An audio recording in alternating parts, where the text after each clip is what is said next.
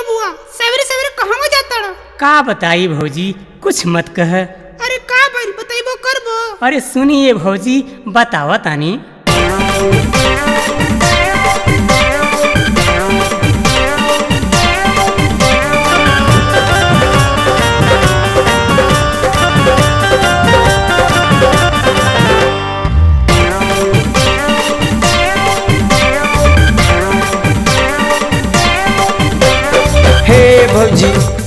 हे भौजी होल गड़बड़ाइल बा।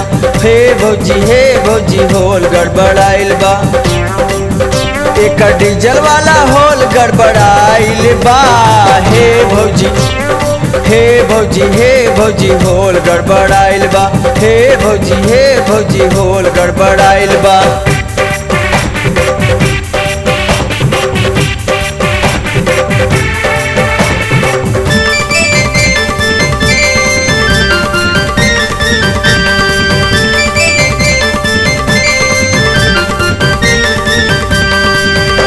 बिना तो से कहली देवर सीएनजी बिठाला, छोड़ा डीजल पेट्रोल के मिंडा किट लगवाना। यही बिना तो से कहली देवर सीएनजी बिठाला, छोड़ा डीजल पेट्रोल के मिंडा किट लगवाला। बुझला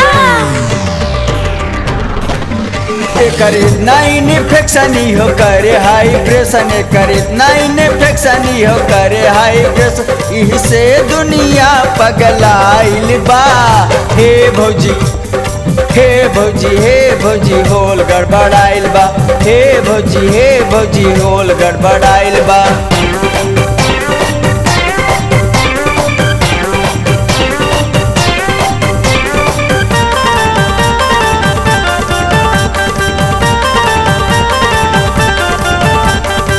यही बिना तो से कहली जाके टैक्सी बुलावा, हमारे दीदियों में बैठी हम के तू घुमावा।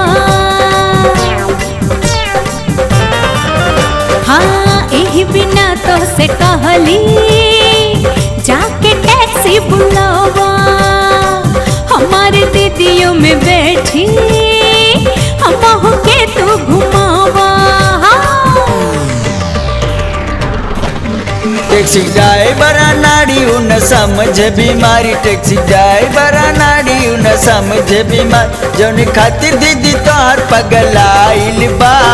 हे भौजी होल गड़बड़ाइल बा। हे भौजी होल गड़बड़ाइल बा।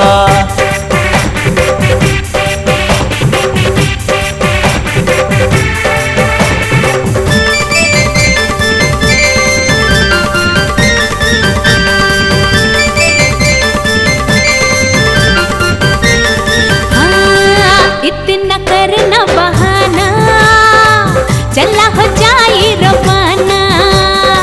बसिया आइल बाटी उजाई जो चौपाटी। इतना करना बहाना, चला हो जाई रवाना।